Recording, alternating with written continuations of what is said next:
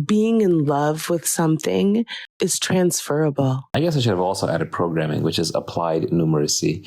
It's probably the best form of applied numeracy to learn these days. So maybe I'll add that to the list. I have 2 teenage high school daughters who are interested in coding, and they really want to take live classes and not self-paced and not, like video, YouTube type deals.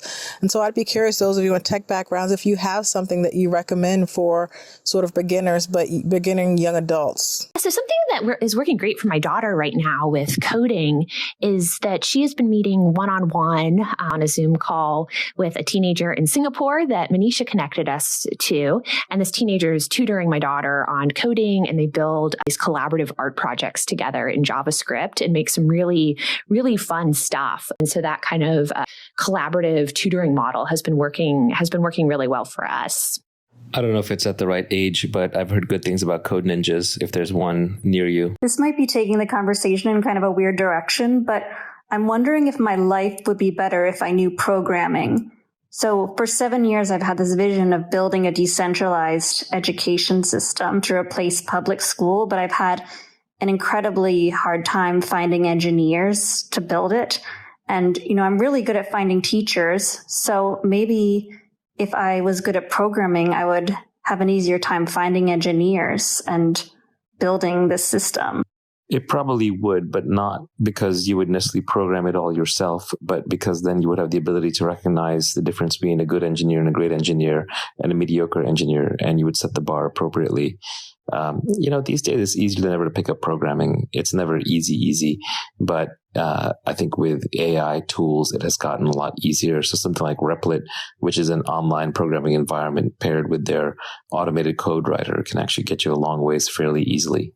There's a lot of talk in education about teaching kids creative thinking, entrepreneurial skills, how to learn. Do you think that we need to teach kids how to learn, or if they have these foundations, that's something they can pick up on themselves just by needing to get around in the world?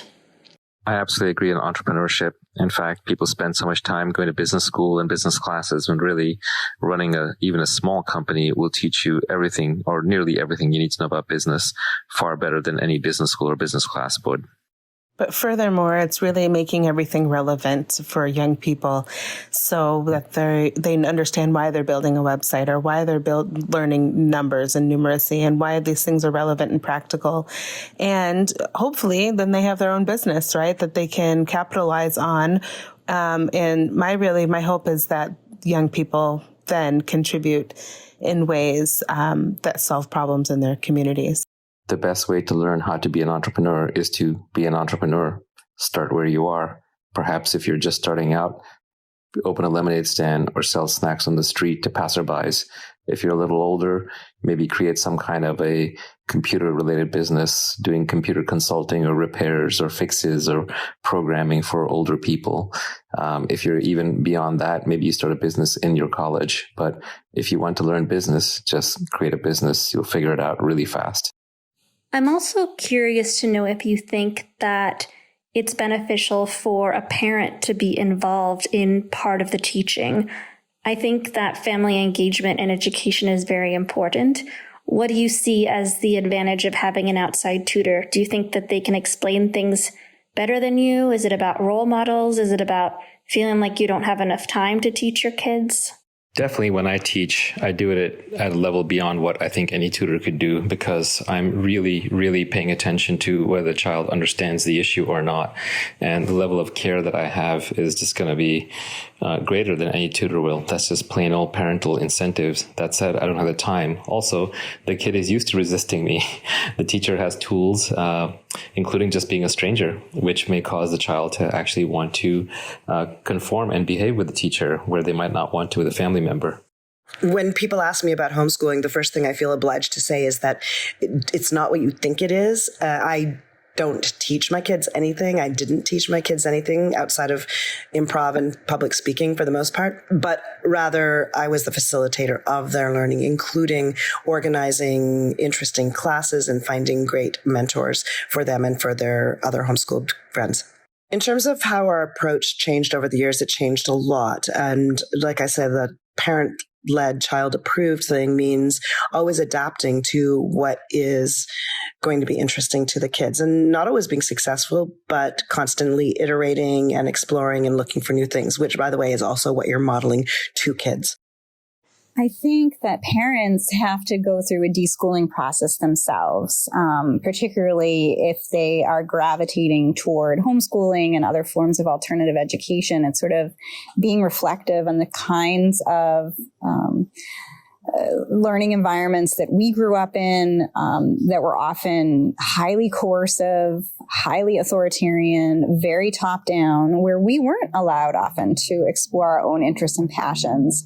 And so it's recognizing that, acknowledging that, and then saying that you want something different for your own children, that you want them to be given the freedom to learn, the freedom of autonomy and personal responsibility that we as adults enjoy. And I think that we're moving closer to that now. I think more and more parents realize that we have so much more personalization in our own adult lives. Certainly on the smartphone, for example, that I'm recording this message on, and all of my personalized apps. And I think we're seeing that education is still sort of cookie cutter, one size fits all, and more parents are looking for that personalization in education for their children that they enjoy in other aspects of their lives. Naval, being the person you are today, what messaging, practicing, and modeling from your parents do you think may have inspired you to become who you are spiritually, cognitively,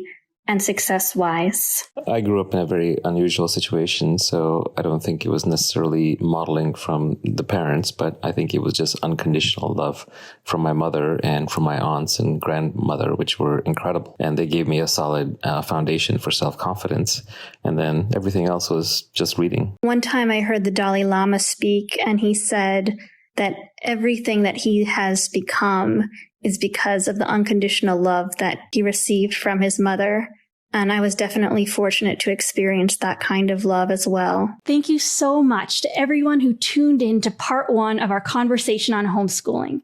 In a couple days, we'll release part 2, where we will dive deeper into the question of permissionless education and cultivating confidence in our children and ourselves. We'll dive headfirst into the most controversial topics surrounding homeschooling: school choice, accountability, the need for public education, and see what our panelists think the future of education might look like. The Homeschooling Room on Air Chat is alive and well, so I encourage you to join in, ask questions, and share your most controversial opinions. If you learned something from this episode, please consider supporting my work by leaving a review on Apple Podcasts. And if you need more hands-on support with your child's learning, consider becoming a member of the Teach Your Kids community, where you get access to me and other learning specialists. Just go to teachyourkidspod.com, and we'll see you soon.